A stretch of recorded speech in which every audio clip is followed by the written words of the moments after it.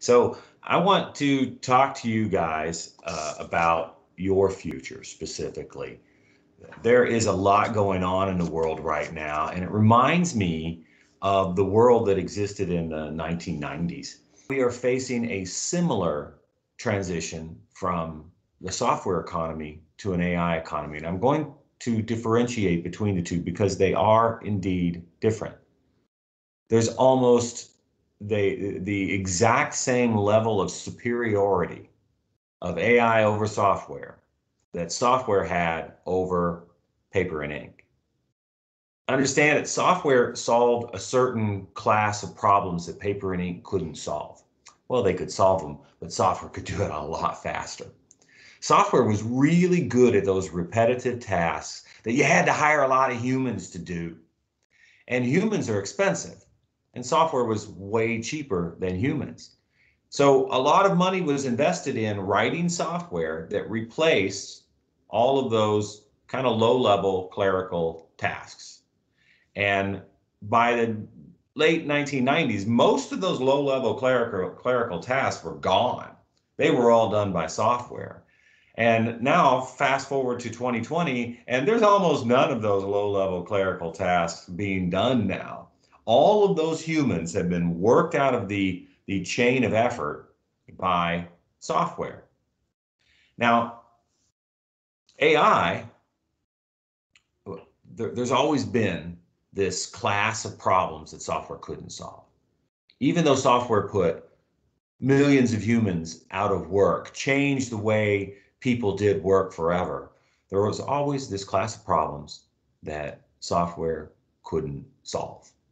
And those were the problems that required human reasoning. Software just couldn't go there. And we realized that there was more to software than just finding bugs. It was me, these happened to be my books that I wrote over a 20-year period about software testing. The industry of software testing was all about figuring shit out.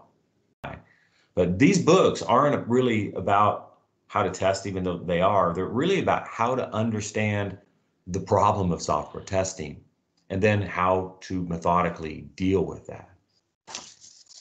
The next real challenge was to understand, what all can go wrong. It was software testers that were the first ones that really sound the alarm about software security, which was one of those books that I just popped up on the screen, assuming that you all saw it.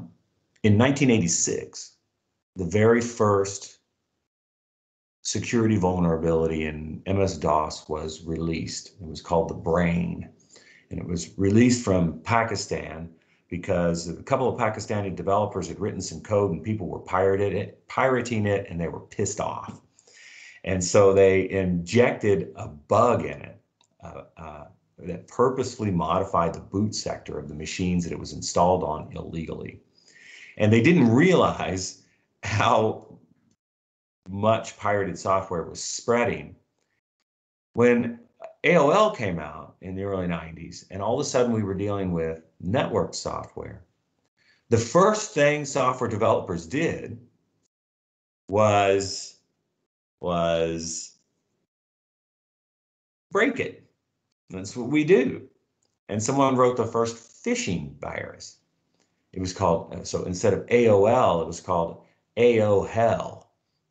You can Google it. And AOHEL would tempt you into entering a chat room and then start mucking around with your data, start reading your personal posts, things like that, right? The classic phishing attack. The web came out, and then all of a sudden we had cross-site scripting vulnerabilities and all of these sorts of things. I'm not going to spend too much time on this history lesson.